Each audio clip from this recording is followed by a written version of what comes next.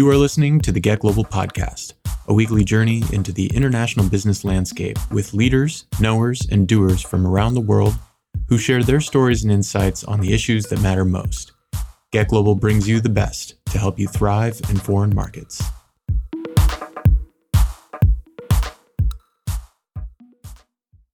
Welcome to the Get Global podcast. This is Julian Leuthold, the founder and CEO of Get Global, and I have with us today Humphrey Ho, the U.S. Managing Director of Hylink Digital, the largest private digital advertising agency in China. That's correct, right? Yes. Yes. Largest independent ad agency in China. There we go. And they have a wonderful team here in Los Angeles and now in New York, and doing exciting things. And we're just really glad to have you, Humphrey. You've had some interesting experiences. Spent some time in Russia, it looks like, at the Moscow School of Management, at Google, Wieden+Kennedy, done some cool things, and just really eager to hear what's going on with you right now, and what's in the near future. Thanks for joining us. Thank you, and thank you for everybody on the line. Listen to me mumble on for. Well, let's start off a little bit with what Hylink is. What does it mean in China, and what prompted your journey here? Yeah, it's the largest digital agency in China, meaning by comparison of our compatriots in advertising as holding groups, because they come in as holding groups, we're the same size as they are in China. We're about $1.6 billion, which is same size as what you would expect from British and American holding companies in China. But we'd only have 2,400 staff. We're almost all digital. I think 85% of our revenue is digital. The other 15% goes into traditional advertising. And the role of the company outside of China is very simple. It is to help Chinese brands go abroad at scale, especially because we have these great partnerships through Worldwide Partners and Local Planet, and also local agreements with companies here in the US and Canada and Australia and the Middle East and abroad, and also to help, at least for me, my American and Canadian clients compete better in what is the new normal in China, where you finally actually have to compete for attention for your consumer, because there's 800 million of them. It's very expensive. And they spend a ton of time online. And it really takes a local agency to understand that behavior. That's really exciting. I mean, that's one of the biggest topics within Get Global is how do you understand Chinese consumers? And then second, used to be a little bit farther down the list, and now it's coming up very fast, which is how do we compete with Chinese companies as they go abroad? So let's take the first one first. What's the key to reaching the right Chinese audience? So if you're a foreign company or even a Chinese company thinking about who do I go to, how do I build credibility, how do I think about targeting, what's your advice? Well, this is completely counterintuitive to my counterpart, Tom Doctoroff, but I would say you have to find a local agency like Hylink. Sorry, I had to do that. It's in my blood. But I think to be serious for a minute, how you find the Chinese audience today, you need to be able to have access to a pool of data from publishers. From us, from digital, it's, at least from Hylink's point of view, it's relatively easy. You have to have access to data pools from the Baidus of the world, the Alibaba, the Tencent, and even now the esports and gaming companies who can provide you with that data, so long as there is a partner that you work with that has access to that data, either because you're joint ventured with a company in China that is able to give you that access, so your local partner has buying power or has relationships, or your advertising marketing agency is capable of getting that for you in China. And many people can do that in China today. Definitely what you shouldn't do, access your Chinese consumer. And I think this still doesn't die for some reason, is do quantitative and qualitative surveying of focus groups that are smaller than 500 people. because that doesn't work in China anymore, because the sketch of 800 million netizens, 400 million middle class really just can't be done through focus groups and a scary, creepy two-way mirror. Right. So walk me through this a little bit. So I come to you and I say, okay, we got to find, we know who it is in the US that we sell to. We know who we deal with here. We know what resonates here and in Canada and the UK. And we're really interested in China. What's different there? We know that something's different. How do we figure it out? What would that journey look like? Say it's something really interesting where it's just a very different perception, like organic food. Sure. That's a really good one, actually. So a product. First of all, the product has to be localized. If it's an international product, there's no need to rename it into Chinese, just short of obviously legal reasons and registration reasons. But keeping the English name is actually premium, or German or French or whatever name is actually premium as long as it's pronounceable. The way to find the target audience is taking a look at the consumer demographic. So organic foods. Organic foods is actually not new in China. I would say this. Organic foods is a relatively created category in the US over the last 20 years as we've become healthier, focusing on our weight, our figure, our health, our longevity, etc. But really, it's a marketing thing that's come of play. In China, it's to find, first of all, the root cause of why people want your product. And actually, we have clients that sell organic supplements and from all organic sources, and they ship it across the border. And when they first hear from me, first of all, that they're usually it's targeting a female, is 10 to 12 years younger than their female here. They're no way. There's no way a woman 23 years old can afford our product after the tariffs and after the shipping. And there's no way. So the first one that we typically tell our client is you have to open your mind in terms of what you expect us to be telling you. Secondly, of course, back that by data. So showing them that these are the consumption habits of these people, but not because we sketched a user profile from them. We showed Taobao data, showed Tmall data, showed search data, search volume data. It indicates that it is indeed say, for example, if it's an organic food, probably someone who's in their mid-20s throughout their early 30s, because they're either a woman who's, of course, much focused on aging. Aging occurs, quote unquote, much younger in the mindset of an Asian or a Chinese consumer or a Chinese woman. Their role is also, being a woman in China is also very tough. You have to take care of starting from your boyfriend, but you also then have to take care of your husband, your child or two child. You have to take care of both his parents and yours, and yourself if you have time. So you're only 26 or 5 or 6 or 7 when you get married. Remember, in China, still 27 years old makes you a leftover woman. And so that's also a shock to our clients. And so, you get to the point where we say, by 32, you've got a 5-year-old. And they and that resets the mindset of the client. They go, wow, they are much younger. And then on top of that, well, how can they handle all of this? You show them e-commerce data. This is their consumption habits. This is the average checkout value of their cart. These are the things that they attach to certain health products, et cetera, et cetera. But then you focus on the one thing that I think a lot of ad agencies are really good at, which is the consumer planning or the brand planning.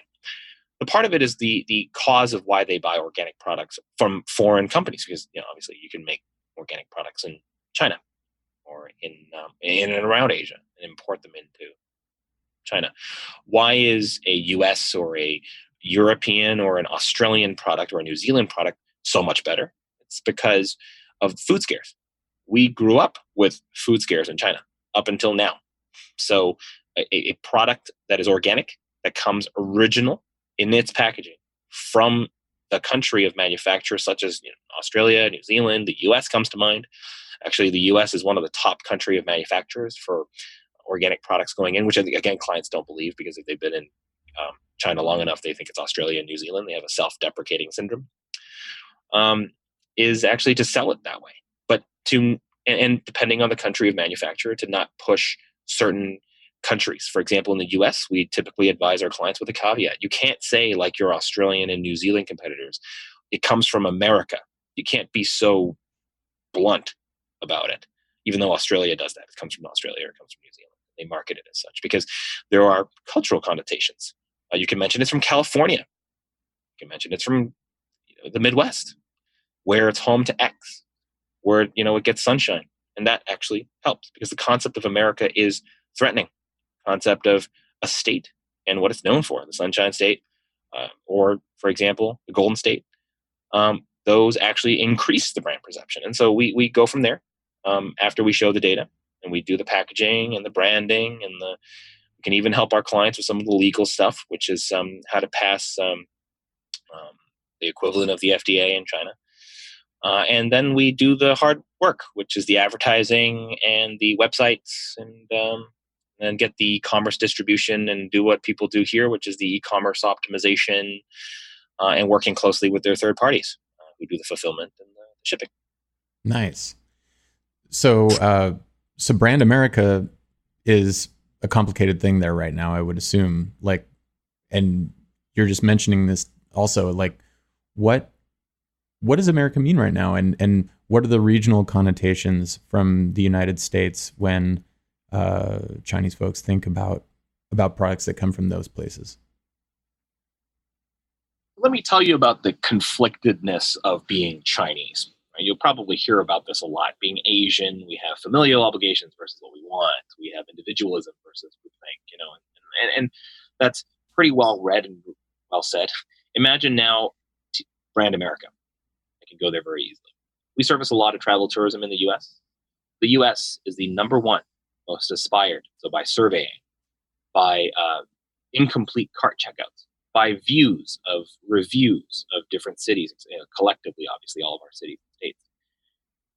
We are the number one most aspired to place to be visited in cars.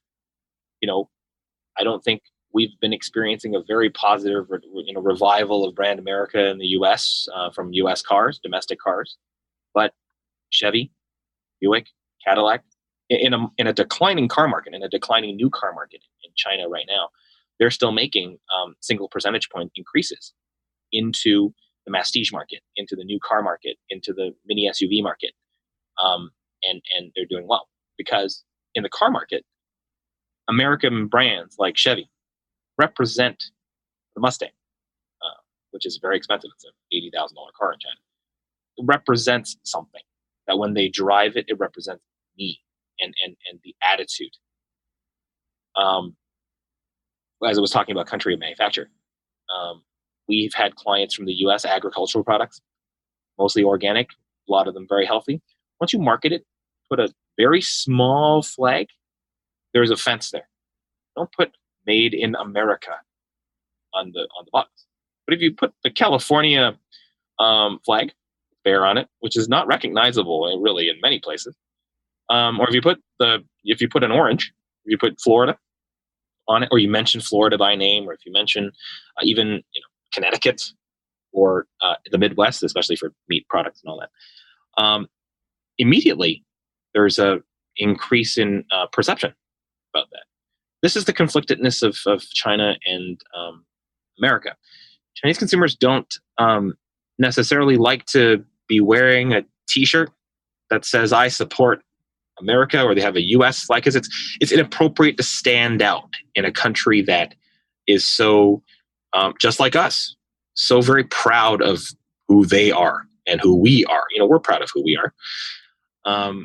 But they'll definitely hold logos of Starbucks, and this is the best thing ever. And when I first got to China in 2010, Starbucks had already been there for a while, but people use that as a prestige product. You would see people hold the cup, analyze where the logo was, make sure it was facing forward. Mm-hmm. And the rest of its history, every other brand in China. Because owning a piece of Americana represents something. With Starbucks, it represents the lifestyle of a coffee drinker. And as you know, we're still only 4% coffee drinkers in China. I mean, people talk about the coffee market growing 450% a year. That's like going from 1 cup to 4 cups. We only still drink 2.7 cups a year coffee. But coffee is bitter, and Starbucks coffee, even to most of us, is more bitter and more dark and more strong. Imagine from a tea culture, it's just expensive. But why would you hold a latte or a tea from Starbucks? And the research shows that Starbucks is the most expensive in a country where it necessarily isn't the highest purchasing power. It's because it's a luxury product that represents I'm Western. Driving a Chevy, even for the farmer or for the rural village person, all the way through to the white collar worker in Shanghai. It shows they have expresses their inner self, but they can't say. They don't travel to America. So we're the number one most aspired to country by travel. We're the fifth most visited long haul country in the world. They go to Australia before, New Zealand before they come to California and New York, Texas, Seattle. Why? It's because it takes guts to understand your cousin, the same person as you. They're strong-headed. They're a little bit xenophobic, and they definitely represent something you hope to be. It's just kind of like asking the same question. Why do we, at least I'm in California, so I can't speak for anybody else. Why do we seek Zen meditation? Why do we do so much yoga? Why do we need to eat organic products? Why do we seek Eastern meditation methodologies? Why do we do that?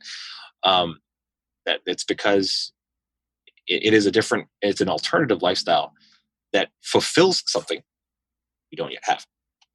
Yeah, sometimes, I've lived in LA my whole life with brief stops in DC and in India, but, spent pretty much the whole time here.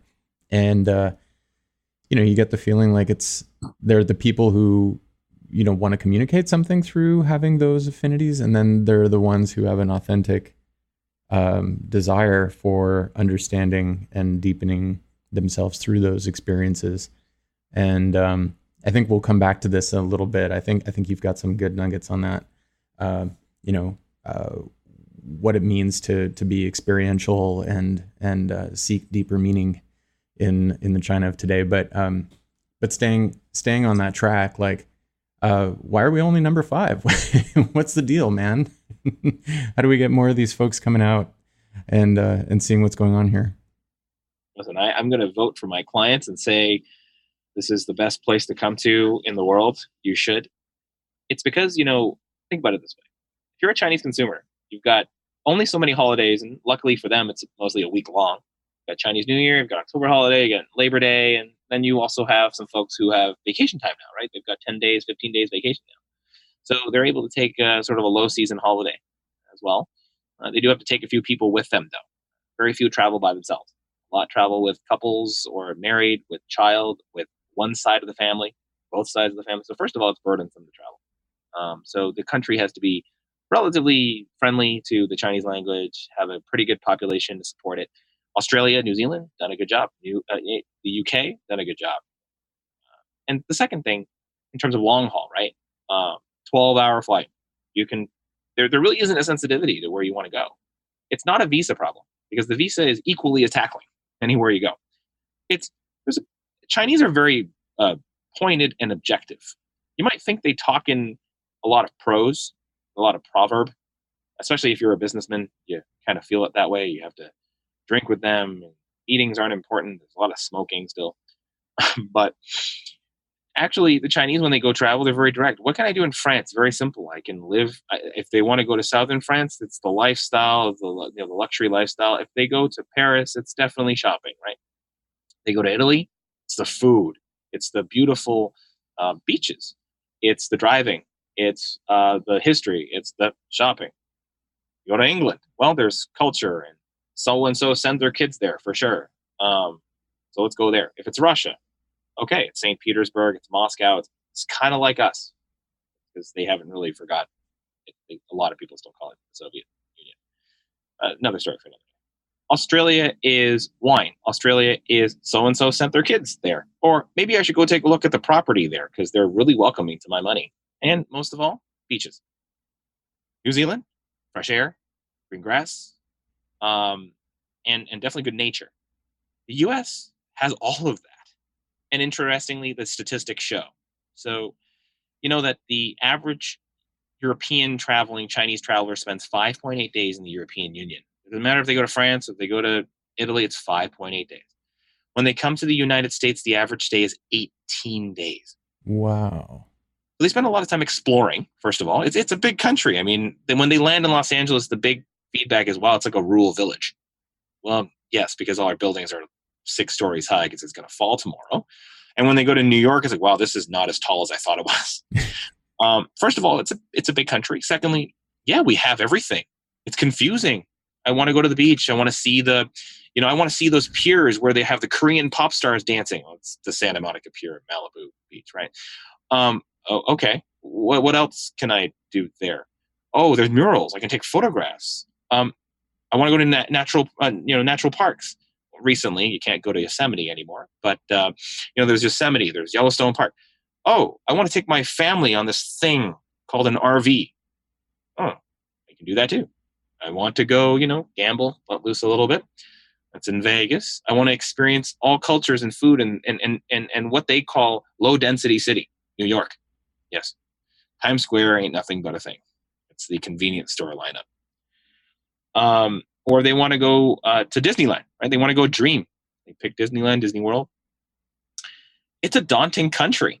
What do? You get distracted, right? Then an ad shows up for beaches in the Gold Coast, or an ad shows up for shopping tour in Paris, eating tour in Italy, and you're like, okay, you book that. They even go to Denmark because Denmark ran a campaign a couple of years ago saying, we have too many oysters, come and eat it. It was a great campaign, super went viral. I think that was a really smart way of doing it. But the U.S. doesn't do that. It's a collection of It's a collection of different states and cities with different marketing objectives. And so, we have to do a better job at marketing a collective American sort of brands. And we're honored to do that here at Hylink for our clients. But more importantly, it's super daunting. You can have the best Japanese food in the West Coast as much as you can have a Michelin star chef, Japanese cook, do that for you in New York. You don't have to go to Japan. But it's easy to market that Japanese food must be good in Japan. So much easier that way. So then if it sounds like there's just a lot of curiosity and, folks are looking for things to do. Like if I were a huge shopping center or a boutique hotel or a resort or, a place that would, want to attract more attention, maybe a place like Sedona's, a place with real identity. What would you recommend? Like, how do you build out that interest among the people that are looking in China about where do I go next? What do I do? And thank you for setting up these really easy answers, by the way. But the way to do it for anybody who has an interest in targeting the Chinese consumer coming this way or the Chinese traveler, definitely do one of 3 things. The first one is partner with your destination marketing organization. So partner with the city that you're in. They have budgets. They use the budgets to market across different countries. Pick the programs that are for China, of course, if you're interested in China. You can also equally pick India, pick Germany. They have the wherewithal, the marketing, the sophistication to do that. That's the first avenue of doing that. Secondly, it depends on if you're a group. If you're a group of shopping malls, you're a value village, you're a Simon group. You should actually get all of your stakeholders together. And we've done that also for hoteliers to get all their stakeholders because they're actually separate owners, right? But we get the different stakeholders together in the group, actually do a collective marketing effort in China because it's expensive, but they have a common goal. And the third thing to really, really hone down in on is when you do have the budgets, because you've collectively got budget from the DMO, or you're participating in a program, or you've gotten your stakeholders together to do a campaign. Again, that's a budget thing. The third thing to do is identify not why we're so good and we have a history or we're known for wine or what. It's ask if you could run an ad and if you had 5 minutes, because that's really how I tell my clients, your budget is really only worth 5 minutes of the 24 hours you think it is that you're going to get in China because of the CPM. What would you want to tell the Chinese consumer who stops, looks at the ad, and what feeds the soul? What are the words or the images that feeds their soul? That they'll go, I'm going to book it now and come.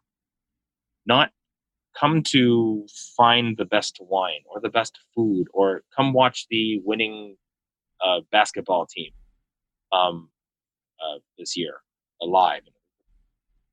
That's too much self-promotion.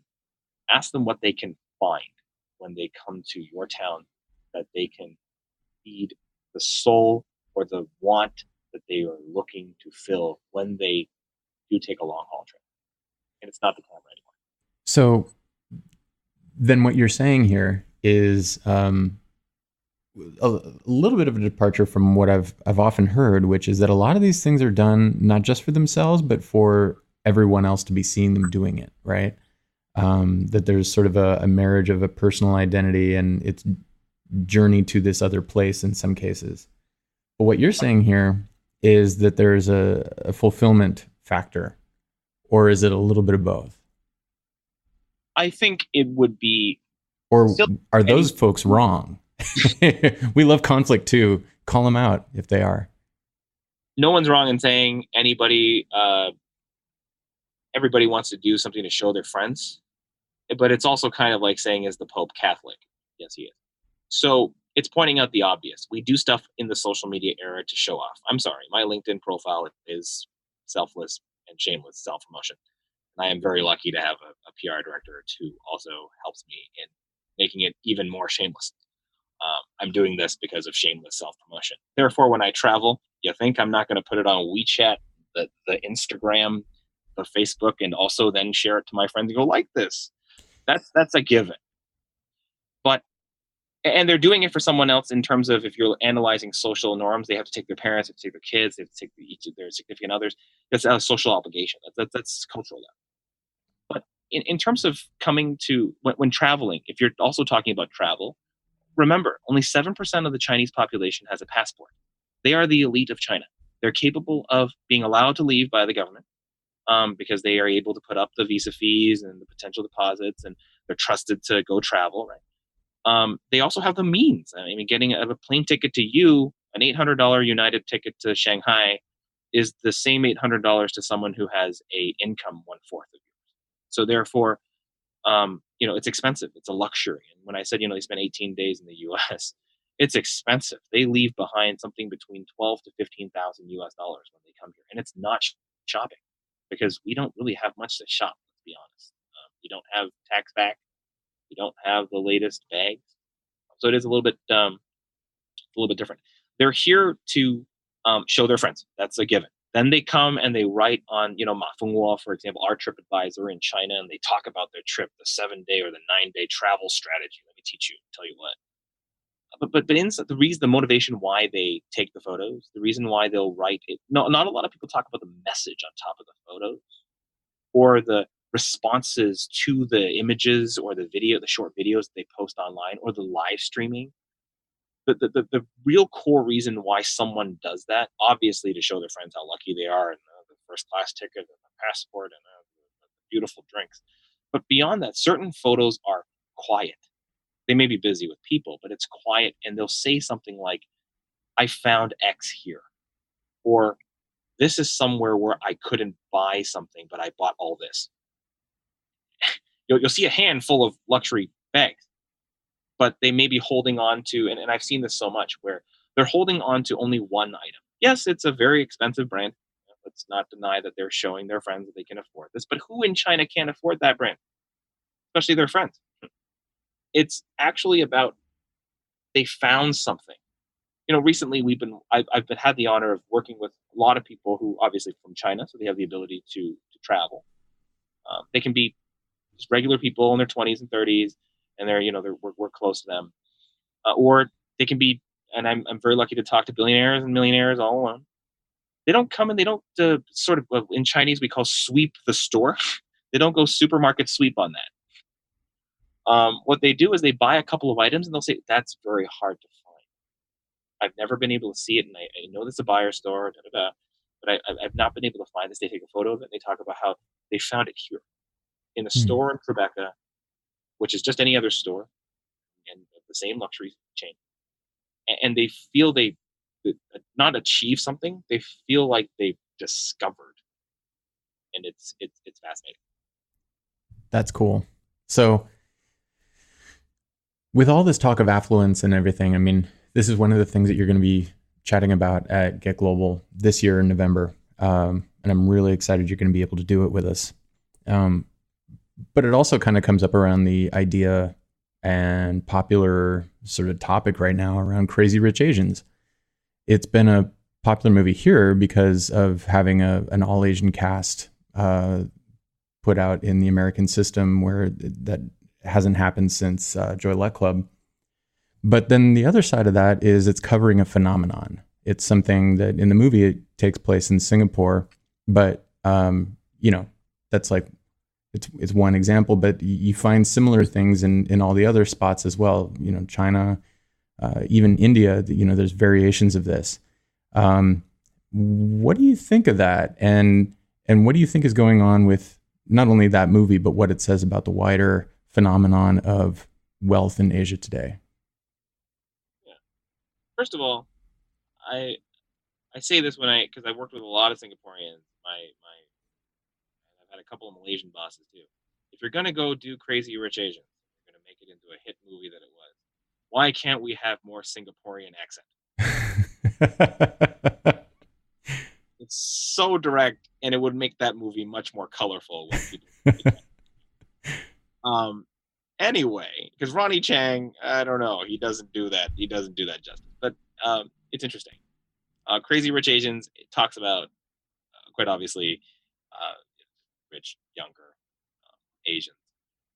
In the rest of Asia, Hong Kong, Singapore, Southeast Asia, Thailand, for example, they've had a legacy of money. If you come from money, you're generally going to come from money, and they have this similar to us, right? They come from a pedigree of money.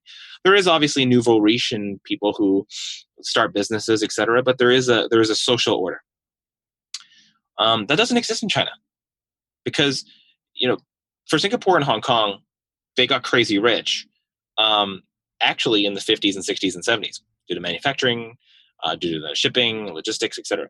In China, you really didn't get rich till the 90s because of the economic policy. And so the crazy rich Chinese are way younger than crazy rich Asians, but it's the pedigree.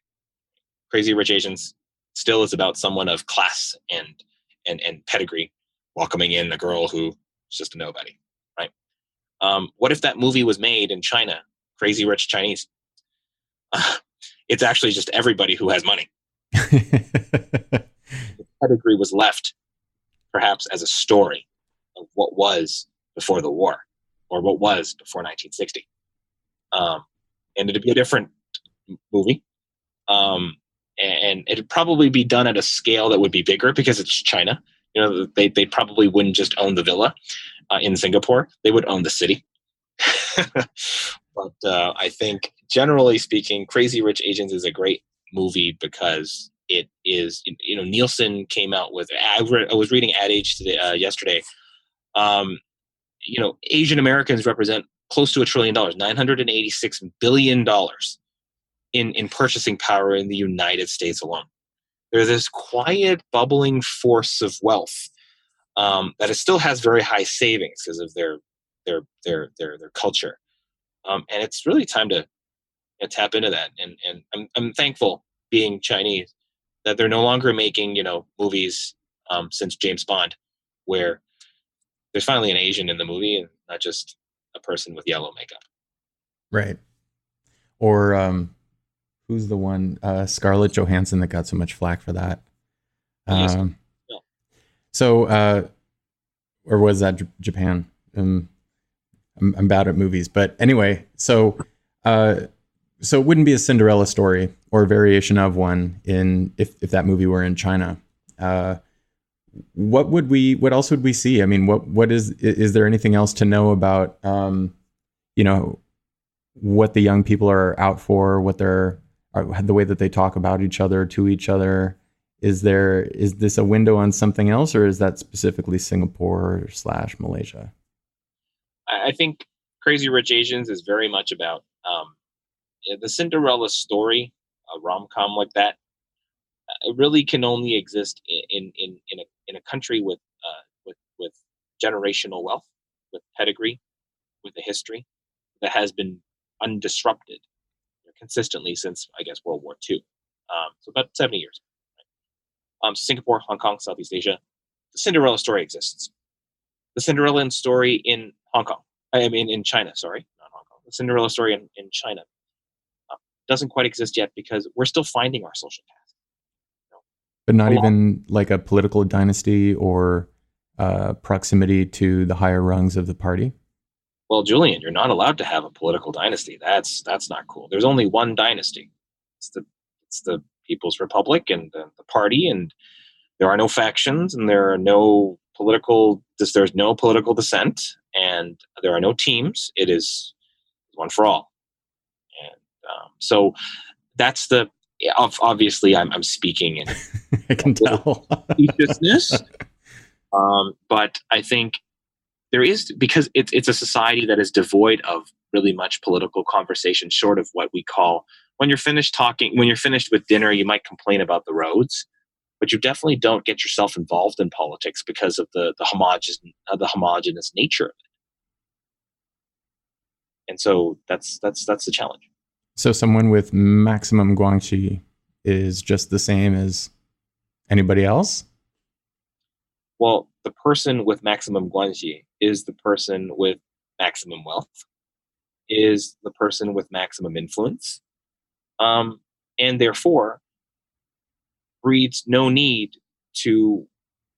Obviously, the tagline of the party is to service the people, of course, but there is a significant group of people at each sort of level, so significant that there's 3,000 representatives. First of all, let's just put there's 3,000 representatives when Congress gathers in China. We just don't have that many people.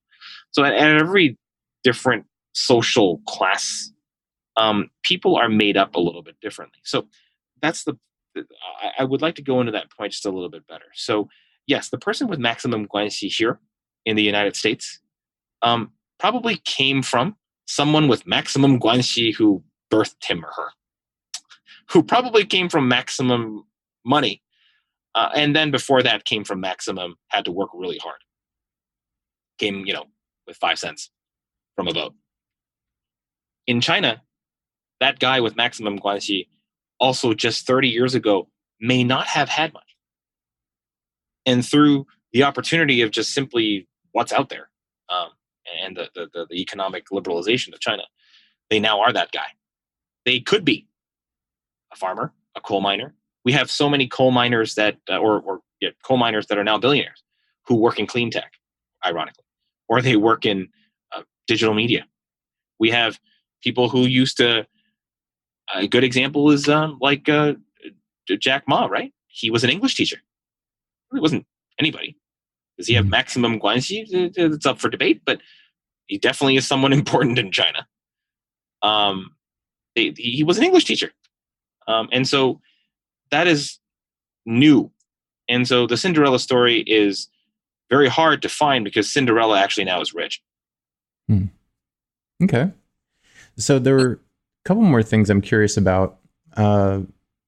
First is to pick up a loose end that we left dangling. We've been talking about consumers in China and outside of China.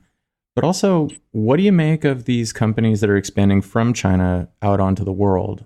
It wasn't more than 3 or 4 years ago that you had all these these publications here in the U.S. running articles about how China could never innovate. There were long tracts around the education system in China and why it's likely to oppress any innovation, and so on and so on. And then, of course, we see WeChat and we see AI and the number of high-quality papers that China's putting out on that topic and how that's exploding and growing and so on. What do you make of what's changed in the last few years that's precipitated this outward expansion and not just the giants anymore? You see folks like the scooter companies, the bicycle companies, and companies in other areas really getting it together and putting up a fight. What's your take? And are we likely to see more? And if so, what kind? We are to see more. So when you have the honor of skipping generations, Chinese not many had a landline. Then they moved to a mobile phone that you could play Snake on. They didn't have that heavy stuff in between, the big antenna. They definitely didn't have car phones. Yep, car phones. I'm going to go there for a minute. When you skip generations, you can invent WeChat. When you don't have MSN Messenger, that's so deep rooted in our society, then you went to text messaging, and then you went to WhatsApp. WhatsApp had to be kept pure. Then you had Facebook Messenger, but that was for Facebook. Not for when you're on your phone. God forbid. China didn't have that, so therefore WeChat seemed like a natural evolution. When in 2011, you're sitting there, you're looking at there's this, when you're studying the world, when you want to learn about the world, there is a instant messenger app. There's also now the emergence of mobile payment. There's the emergence of sharing news in a social network. We could just put that together. I think China serves as a really good way. It's like asking ourselves how the Japanese or the Koreans in manufacturing managed to leapfrog American manufacturing, because they don't have a lot of the legacy of looking at something. They just sort of they're free, because they didn't have that previously in society. So when they look at their society and there's nothing there, and there isn't really that legacy of people resisting it, they're capable of inventing something that they want to. The Chinese education system today is still stifling. It's still very much one where you have to do as you're told, and you have to repeat it many times. So that's something that will be continuously challenging for China. However, I can say that the people succeed, the businesses and the people who come out of China who successfully launch globally, or are able to be influencers who are from China. They're born in China, and now they're out on the world stage doing A, B, and C, investments, running companies, etc. They have to have one word: humility. If they've been served a slice of humble pie, or if they have found humility because they, again, may not have had all the money. They weren't number one in terms of the maximum guanxi, or they weren't the number one in terms of the maximum bank account. They had to be a little bit careful with their international investments versus their competitor, who could just afford to spend money from the state, a variety of other private sources. Those that have succeeded globally are those that are definitely more humble. In Chinese, we call it 谦虚, which is one who is not only shy, but one who is that honors other people by being shy. And I think that's really important, because the Chinese talk about win-win. We here at Hylink are win-win. We don't compete in the U.S. domestic market, for example. We give all of our business for U.S. advertising to our partners here in the U.S., Canadian to Canada, Australian to Australia. Because we own the client in China. We serve a role, of course, but there's no point competing all the way to the point where you're buying the media and you're doing the negotiations in Australia or the GCC. You let someone with the maximum guanxi there do that, and in exchange, they'll take care of you because they have client requirements in China too. Go figure. So that's the companies that are succeeding in the thinking and are growing globally right now. What are some interesting categories that you see on the rise that you would expect maybe starting to build a name for themselves outside of China soon? Chinese, it all starts with manufacturing. So Chinese tech, I think, is going to be a big one. Mobile phone manufacturers, it could be television providers, television manufacturers. It can be automotive, because secretly many cars are already built in China and shipped back this way. Our Buick SUVs are in China. They're good quality products, still American, but a lot of it is already completed in China when they're shipped over here. Those kinds of manufacturing excellence companies, again with the combination of some humble pie, they will be the ones to succeed because they're willing to partner with their local partners. They're willing to understand the law. Like, for example, so many clients that we have, and so many clients that I know of who are Chinese, who come abroad, the first thing they want when they launch a product, they want to have the press say 100% good things about them. And if the press says something negative, we've got to do things like sue them, or we have to tell them to take it down, because culturally in China that is acceptable. The press works in harmony with their Chinese counterparts, right? And many times they're owned at some way or shape or form in that structure. Many companies have come abroad, and many of our clients also have had to learn that by saying, you can't sue the American press. It's not going to work out for you really well ever at all. Okay. And if the man says 8 out of 10 things that are good for you, or 6 out of 10 things, or compares you to one of our products, we did good. We did real good. Now, that cultural, again, I go back to that cultural conflictedness. It's a country where if you get silver medals at the Olympics, they still cry. You don't hear this because you don't speak Chinese, but when CCTV, when you're watching the Olympics of the Chinese team and doing weightlifting or swimming, when they're giving silver, they apologize to the camera for shaming their race.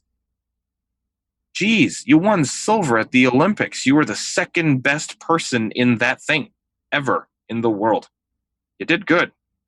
You didn't do so good, but you did good, being fourth, maybe not so, but being third, second, and first, pretty good, right? It's a culture that demands that. So our clients that come out, again, that goes back to humility. They're like, yeah, that's pretty good. We did a good job. We have lessons learned that behave kind of like Westerners, I think are going to be really successful when they come abroad. And a lot of them just so happen to be tech manufacturers, tech companies, tech money, tech investors, because they're more pragmatic in their thinking. They are tech. Tech is more progressive in general. The thinking is a little bit more pragmatic and a little bit more used to ambiguity, and reacts very quickly. Just as much as I actually advise our American clients when they go into China, you actually have to have a very well concerted, very well process-driven plan to the invasion or the moving in of your product or your service. It can't be sort of, we're going to learn some lessons, we're going to make some mistakes. No, you have to plan it well. You have to change the plan many times, but it's okay not to commit. And then when you commit the plan, you still have to modify it many times. And I'm sure that sounds very familiar of a Chinese client, or anybody who's Chinese who changes the plan all the time before coming this way. So it's that. Chinese clients who are able to adapt to our way, our press, our reviews, our distribution channels, not going it alone. In China, they do their own distribution channels, their own website, their own e-commerce. Sorry, you come to the US, you're going to have to go on Amazon, Best Buy, you're going to have to be in Walmart, Target. You're going to have to get that distribution ready. So a lot of the bike companies, for example, that have come and have gone in the US is because they have to sort of understand what the user wants. They're first of all, maybe bikes are a little bit too exercise intensive for the average hipster in Culver City. Maybe it is the scooter. Maybe we should invest in one of those. Secondly, it's actually playing well with local governments, making sure that if you're, especially like bikes, right? They have to have the licenses. They are limited. There's a lot of education for safety. So city governments are happy with that. But more importantly, it's the distribution channel. You can't expect people to use your app to do your thing your way. It has to be integrated with maybe payment apps like PayPal or with Square, so that they can pay for it, through their QR scanner, just like WeChat, right? You can scan any QR code, and as long as you got a wallet connected to it, you can pay for it with WeChat Pay. Those are sort of the learnings I think that a lot of companies have to learn when they come here, is to really roll up their sleeves and blend in. So you've seen companies go both ways. Who has the advantage in learning faster? Americans going into Chinese, or Chinese going into America? Americans going into China learn faster. Why? We have a distributed decision-making process. Regardless of how hierarchical you think a company is in the US, nothing is like China. The chairman says it all, and he is the only one that's right. Very few companies in the US are like that, even family-owned companies. They tend to distribute their decisions, especially for marketing and sales, well to the heads. They change them up, maybe. They change them up a lot sometimes for China, for Asia. But generally, they're pretty distributed in terms of their decision-making process. So lessons can be learned relatively quickly. That's number one. Number two, generally, the resources that they have internally are committed. They know they have to be in China. It's the Hail Mary sometimes for the product. Sometimes it's the Holy Grail. Other times it's just, you know what, we have to be in that market to be competitive, or because they're experiencing, erosion of their current market because they're not innovative. They're willing to accept feedback. Again, going back to the point of not having focus groups of 500, they're okay with now just absorbing sales data and cart data and marketers. I don't expect marketers to do that, especially from a country away. They usually like to go and interview the consumer, but they're only interviewing 500 of 800 million. They're more pragmatic in thinking. Lastly, American companies are more willing to go back in again. So, hey, that didn't work. We learned a lot of lessons. Lessons learned is important. There's no shame in lessons learned. And as long as you learned your lesson, you're not punishable. Don't repeat the same mistake twice, right? Fail harder. Wyden Kennedy. Fail harder. But don't fail twice, right? And so we tend to be able to adapt and then go, hey, maybe it's the market. So you'll see airlines, for example, they're in the news recently.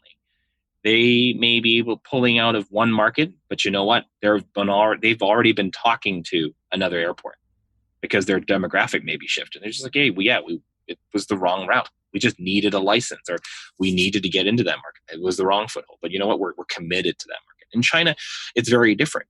The Chinese leadership is, you look at the boss. He sends a WeChat to you. He was unhappy about this. Well, next thing you know, you've got to sue the media. Kidding. But you have to you demand retribution from your supplier. You cannot demand retribution from AT&T. All I got to say about that incident. You cannot demand AT&T do anything. Try being its consumer. I am a loyal consumer of AT&T, so I can tell them that. For example, they are not always committed. They are committed by the will of the chairman, but the staff may not be so open to accepting failure. So, for example, if you don't launch it here, I might risk my head. I'm not moving to America. Oh no, they forced me to move to America. Right. So now I got to do this. I'm going to micromanage the vendors here and tell them who the consumer is, and nickel and dime their fees, and ask them if they can barter something, and ask them if they can do 2 markets instead of 1, and make them tell the market that their product is as good. And many Chinese products, because of the fact they've been making international products as manufacturers, or developing they're developers for international companies for so many years, they are really good at the creation of X. They're really good manufacturers. But that's not how we talk here in the US. We don't go around saying the best well-assembled car in America. It's about a lifestyle, or it's about a brand image, or it's about comparing awards. It's a little bit different than declaration. And so Chinese brands have a lot of learning when they move into advanced Western markets, whose consumer is still price sensitive, but they know the word value. Because I want to land on this one last point. Americans understand value, not cheap. Chinese have yet to learn the word value and not be too cheap. Now, I can say this because I'm Chinese. So what does that mean? It's a culture that has been bargain basemented for very long. Imagine if you are an American manufacturer, you want cheap. But actually you don't. You want to get the best price for the best quality products because you get what you pay for. In China, we have the same saying. 1 penny, if you pay a penny, you get a penny's worth. However, there isn't the word value. There is the word adding value in China, and added value really means free or additional resources. Bonus, yeah, free, extra. But there isn't the word, if China doesn't have really the word value, the way that you and I understand value. It's okay to pay a little more if that's a clean car. It's okay to pay a little more if that hotel room is going to get a view of Central Park. It's it's okay to get upgraded if I'm a loyal member of this airline. It's okay not to be upgraded because there's someone more loyal than I am. Value. That is something that I think through so many years of US-China manufacturing relationships, I don't yet think today's outbound tech manufacturers, tech money, Chinese money, yet understands about how to do that with working with their partners. That is a really good insight. So to round out, I wanted to come back to one other thing that we left dangling, which was the process of finding meaning and discovery, right? You've mentioned to me that the idea of legacy or legend is something that you kind of are seeing at the tip of everyone's tongue right now. It's something that is an X factor that folks are kind of trying to figure out, like, you know, what makes, what if they come here, why do Americans feel happier, or what they think of that way, or what is this thing of, you know, you've got all the money and you need to find something in the process of doing it, or, you know, tell me more about what this means, the experiences and what they hope to get out of building a legacy or becoming legend, or, you know, and describe why those two terms. Yeah, so Crazy Rich Asians. I'll go back there. Imagine the kind of Singaporean or Hong Kong person or Taiwanese or Thai. After the Japanese left in the 40s, you had to pick up the pieces, but the market was a mess. Everything was in shambles. So there really wasn't much left, and the colonials had just come back, and they were going to give opportunity to anybody that would work hard.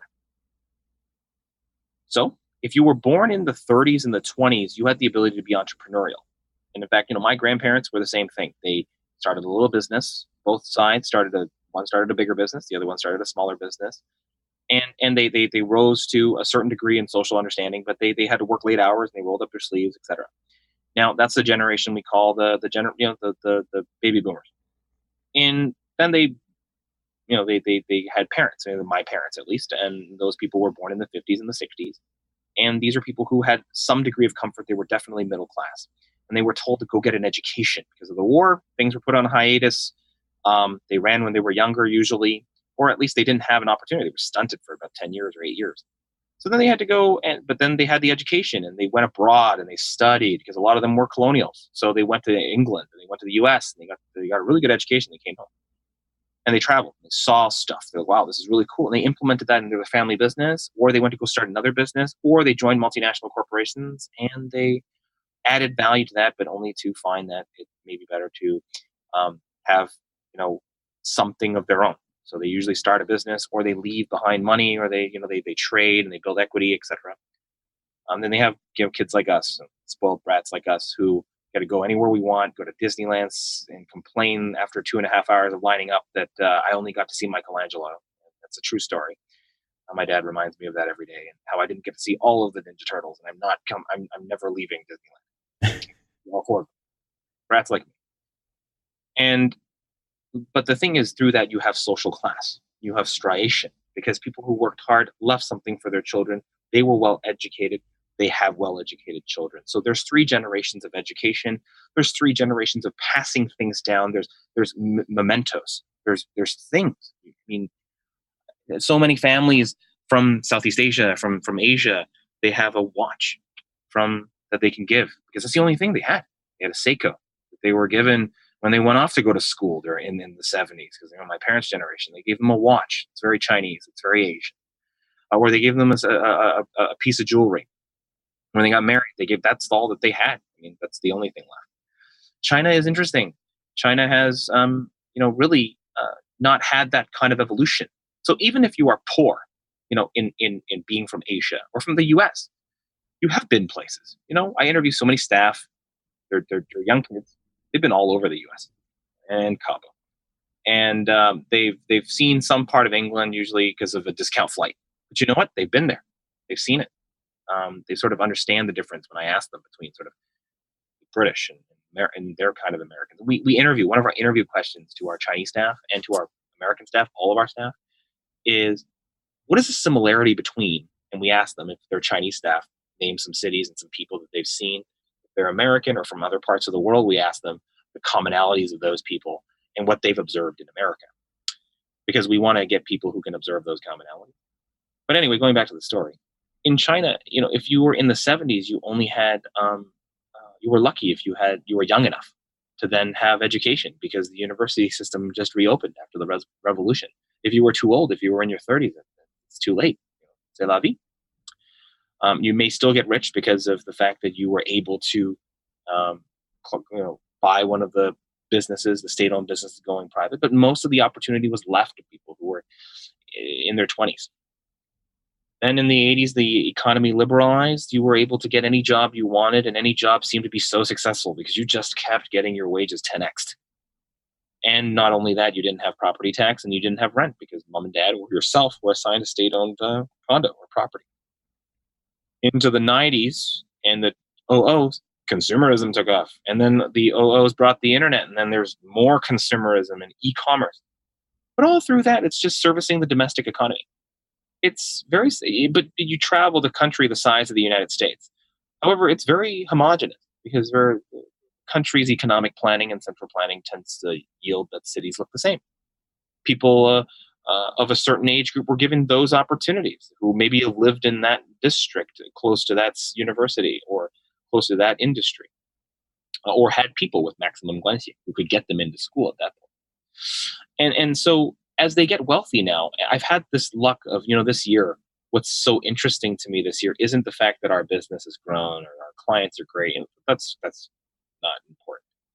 It's actually the number of regular people, just average, the 7%ers who can get a passport and come to the US and visit me, or the many millionaires and the very wealthy people that have had a chance of intersecting because of the way our business interacts with the different investors and stakeholders. They say things like this. We're in the middle of New York, and we just finished a business meeting. They'll say, "Hey, is this walkable back to the office or back to our next meeting or back to the hotel?" I'm like, "Yeah, it's like a 30-minute walk. It's pretty hot, 95 degrees. That's okay. Let's go for a walk." And I've never seen that in so many people. It's so many different people from different walks of life. I said, "Let's go for a walk." And they take photos, right? Of course, they have to show their friends. "Oh, look, Freedom Tower. Wow, cool." They get to go by this restaurant that they ate at, whatever it might be. But they ask questions like, "So, what's this difference between Soho and Tribeca?" Because I read about it; they're next to each other. "Oh, isn't it close to Chinatown?" "Yeah." "Where are all the Chinese?" "Well, they don't live in Chinatown. It's more just a gimmick. They live in Flushing."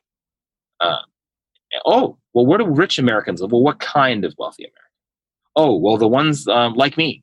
Maybe they're in their 40s and 50s. They're nouveau. They got wealthy very quickly. Entrepreneurs, usually they'll say.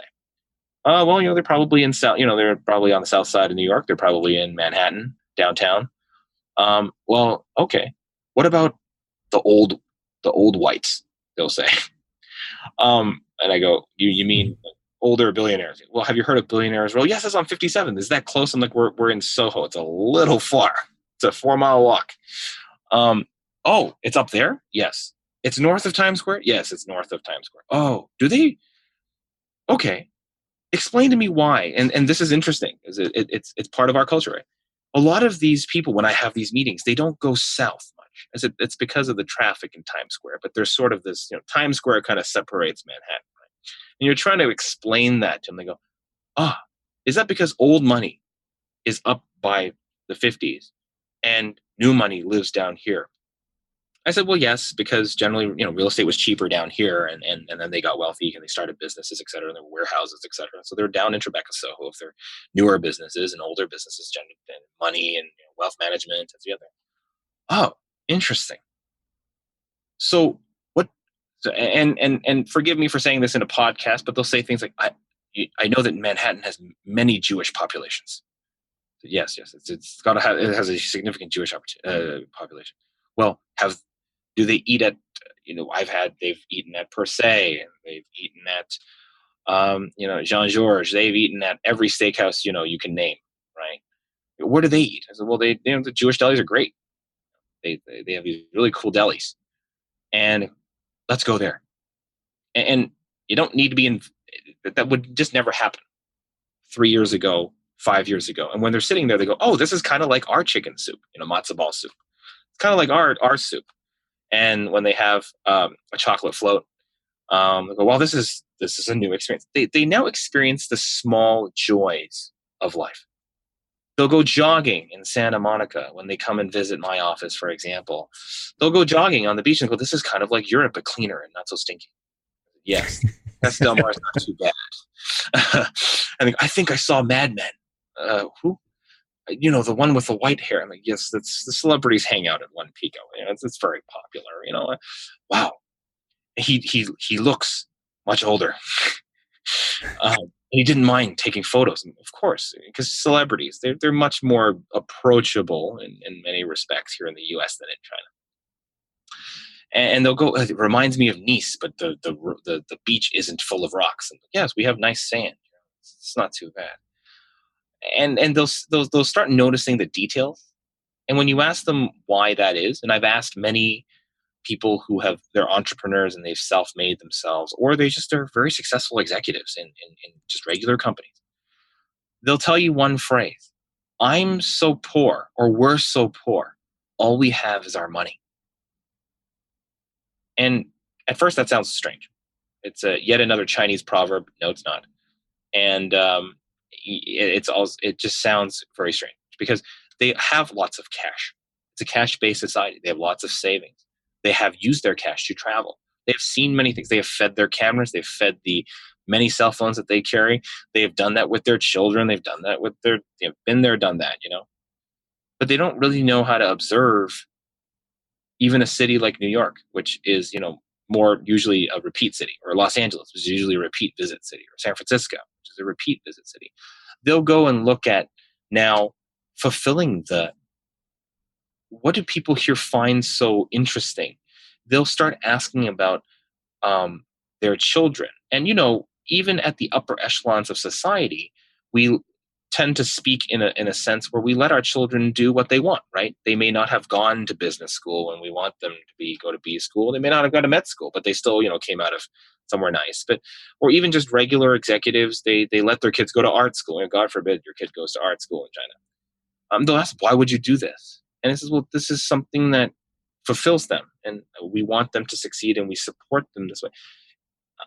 Understanding the way we tick is now a newfound thing for China and for Chinese people who get to travel. And when they travel, seriously, been there, done that. Chanel has the same prices in Shanghai as they do in Paris. Yeah, they might be a couple of seasons old, but I got a friend in Paris. She'll ship it overnight to me. We're cool. They don't need that anymore. What they need, and that's why America is the 5th most visited, but number 1 most aspired to place. Another statistic for you folks is the average American, the average Chinese who gets an American 10-year visa does not use the visa till the 3rd year. The large median of people who use their visas in the 3rd year. America is literally a place that's so daunting. It's because when they come here, unlike anywhere else in the world, they first have to build up literal courage to come to the US, because when they come here, they go see the beaches and they go see the murals and they go to New York and they have the food and they line up for the ramen, etc.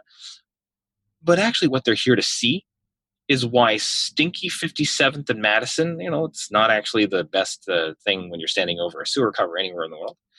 Why that's the center of wealth in the world.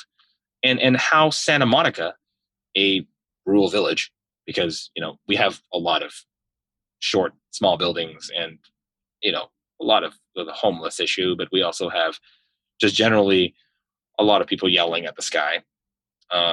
Why this is where a lot of venture capital firms are headquartered and located. Why is this interesting? Why do people not travel in suited up?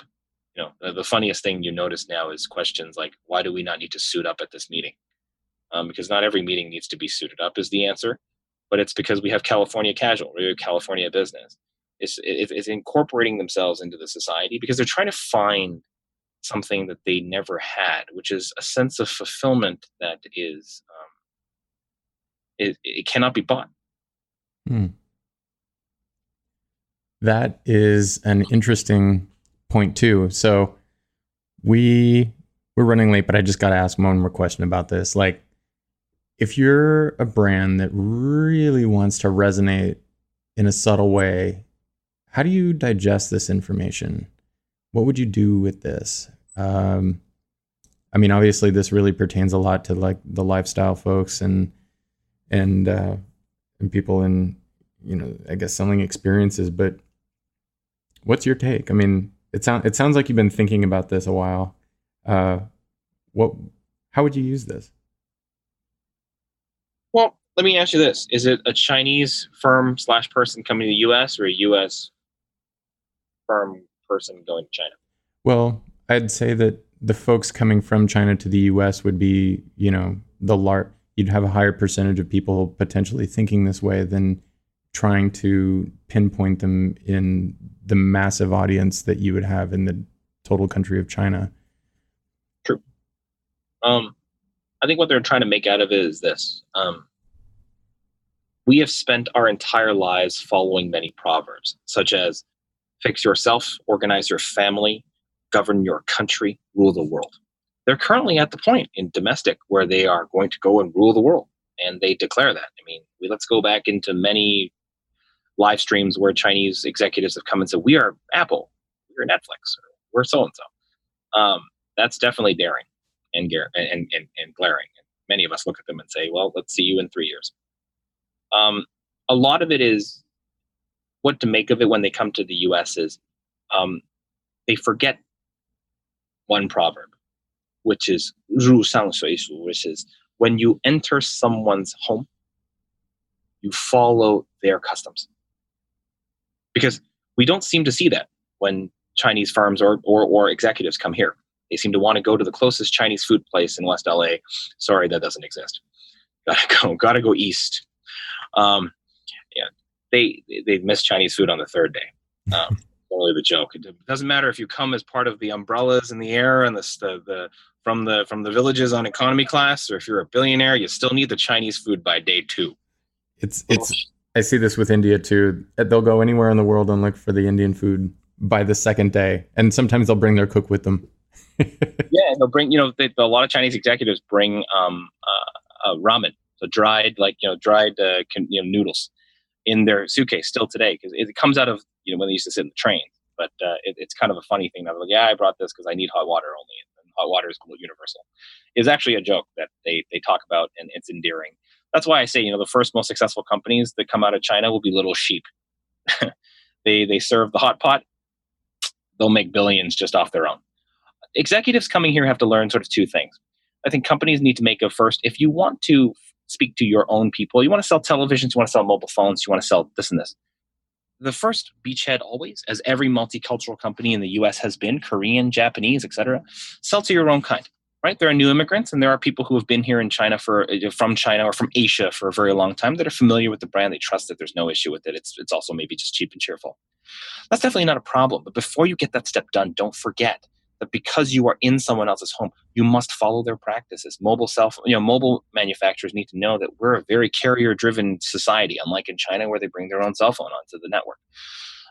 For TV or tech manufacturers of any kind, when you distribute your product, meet Best Buy. Have you met Amazon? Have you met Walmart? Target? You got to really get that e-commerce thing done. Yeah, you can build your own website, but not a lot of people go there except for glossy. I think that comes with understanding you can market to your own to build a beachhead. But before any of that can occur, you must first be humble. And a lot of them, and so many executives that have come on executive tours are finally just asking the right questions. Show me how these people live. Or what's the difference between a Chinese immigrant millennial and a American millennial and and our millennials? They'll ask those questions. And finally, that's going to be the place where those executives will definitely succeed, because they've finally become curious. As I said, the organizational structure ain't going to change in China anytime soon. It's still going to be driven by the chairman. Interesting. So I'm really looking forward to getting into this at Get Global this year. As is usually the case, I'm going to try and probably entice you onto other panels. But right now we've got you in influence and affluence in China.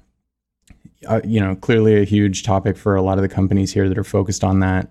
But any closing comments? No, I'm very excited to be a part of Get Global. We've been together for many years now, so I'm very honored to be back and to speak to all the folks who may have already checked out of the podcast right now. I'm very excited. Thank you, Julian, for giving me the time of day.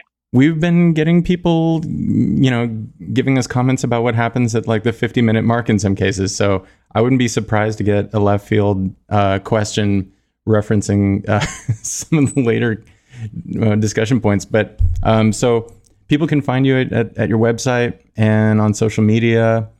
Probably some WeChat stuff going on too, I'm guessing, and definitely at Get Global. So Humphrey, thanks for making time. Really appreciate it.